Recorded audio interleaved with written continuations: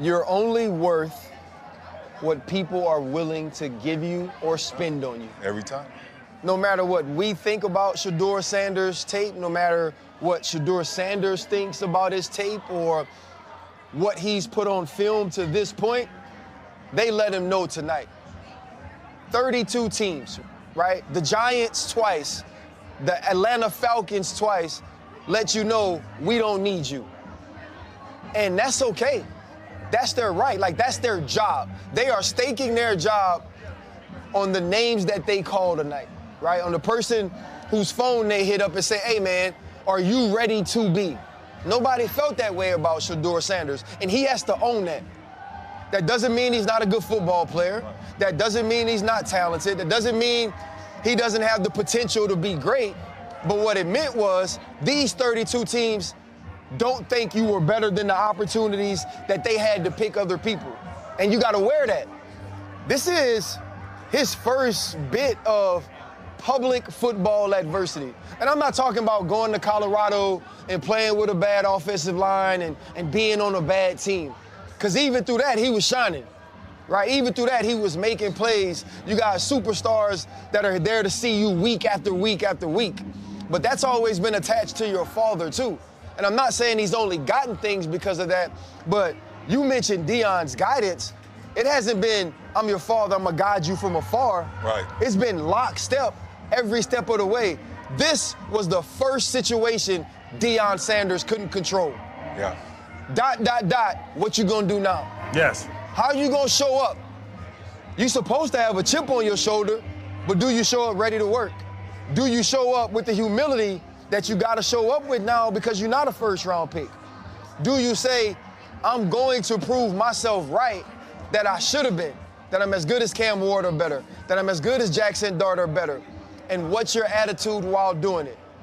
Everything about Shedeur Sanders pre-draft has been about his personality, been about entitlement, been about being arrogant or not showing humility.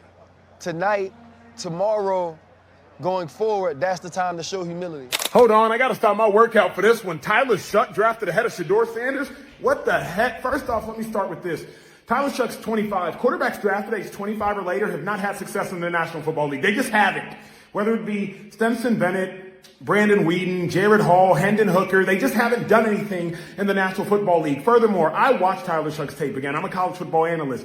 Dude does have a great arm and dude is confident pre-snap because he's 25. He's seen every defense college can throw at you. He was in college forever. Now, no knock on Tyler Shuck, but the dude does not handle pressure well in the pocket. When I think about Tyler Shuck and I think about Shedeur Sanders, Tyler Shuck is not better than Shedeur Sanders. He's just not. Debate Jackson Dart if you want to. That's a debate worthy of having. But Tyler Shuck is not better than Shedeur Sanders. At this junction in time, it's gone too far. Now the question is, why in the world is this happening? From everything I'm hearing from people inside the NFL and people inside the buildings, they do not believe that Shedeur Sanders is worthy of all the attention that comes with Shedeur Sanders. But this is crazy, yo. This is crazy. I do, Ocho. In all my years that I go back to like really following the draft and understanding where players are going getting drafted, back in '87, in almost 40 years, I've never seen anything like this. Yeah. I've never seen nothing like this myself. Obviously, I know I only played a short time, but I've been around long enough to know. Obviously, the 11, 12 years I did play, and all the time I've been retired and enjoying the game and watching it from afar and understanding how good players are, regardless of what scouts may say. The eye in the sky doesn't lie. I watched Shedeur play from high school to college at Jackson State to what he was able to do at Colorado. I want everybody to understand that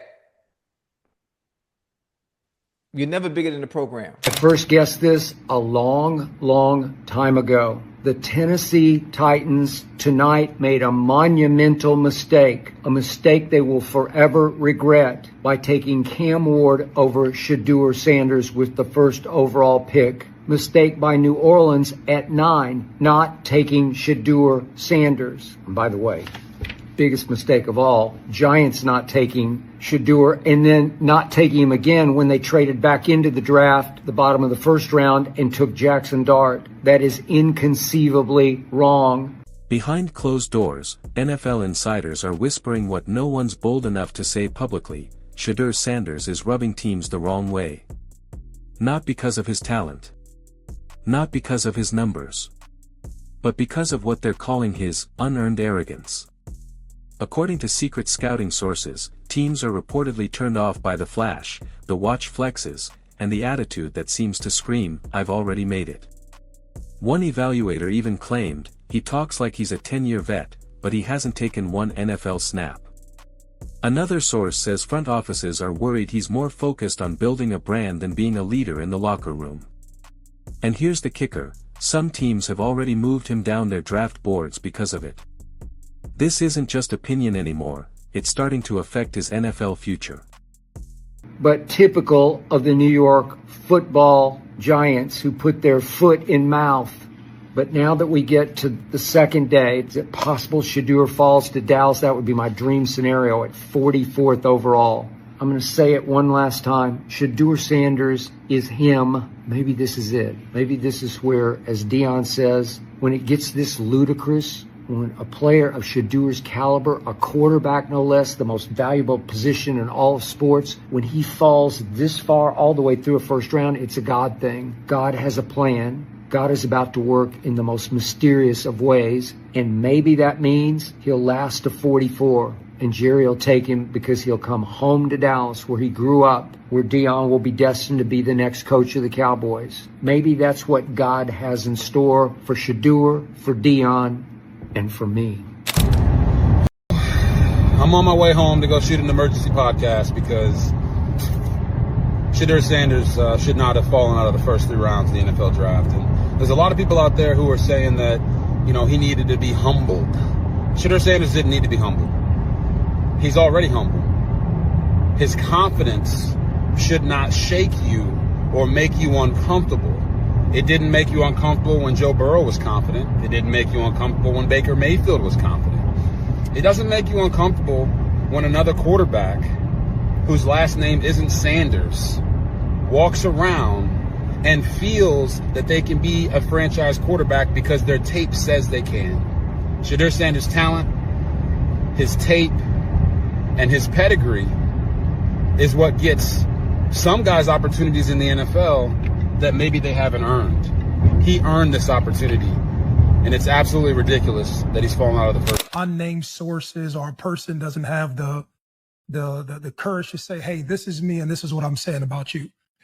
Because you tend to be a little bit more slanderous when you want to hide your name. And you just tend to talk a little crazier when you don't have to reveal yourself. You know what I'm saying? So I'll say that, and that's just with anybody and anything. That's one.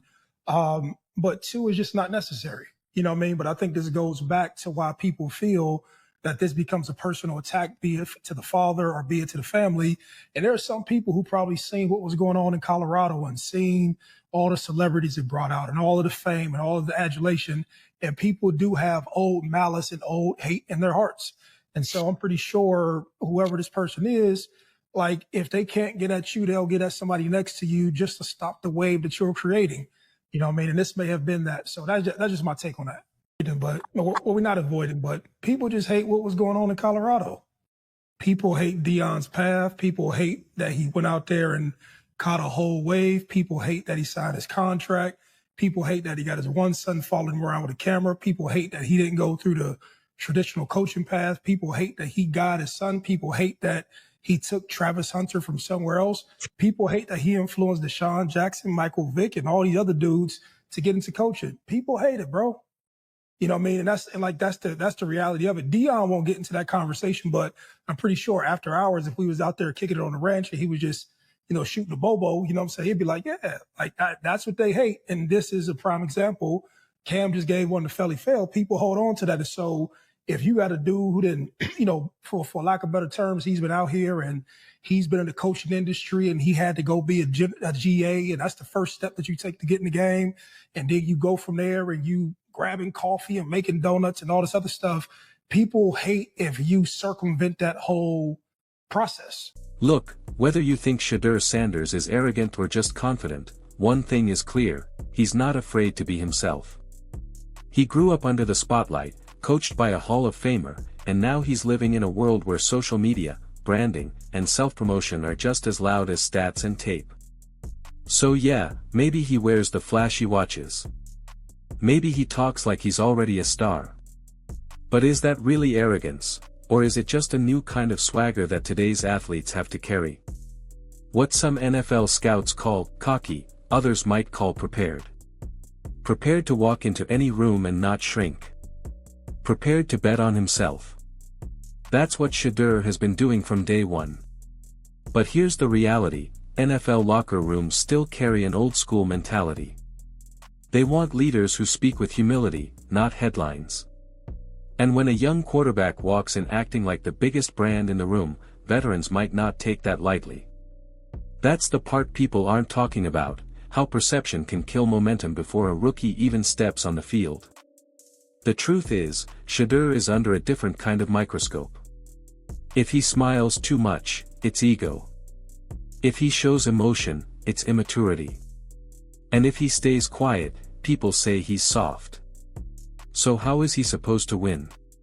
He's in a no-win situation where every move is dissected more than most. But whether you love him or hate him, Shedeur's going to keep being Shedeur. He's not backing down, and he's not changing to fit anyone's mold. Now here's the big question, is the NFL ready for someone like him? Or are they still looking for the same prototype quarterback they've been drafting for the last 20 years? That's what this really comes down to. And honestly, time's gonna tell. If Shedeur backs it all up on the field, none of this will matter.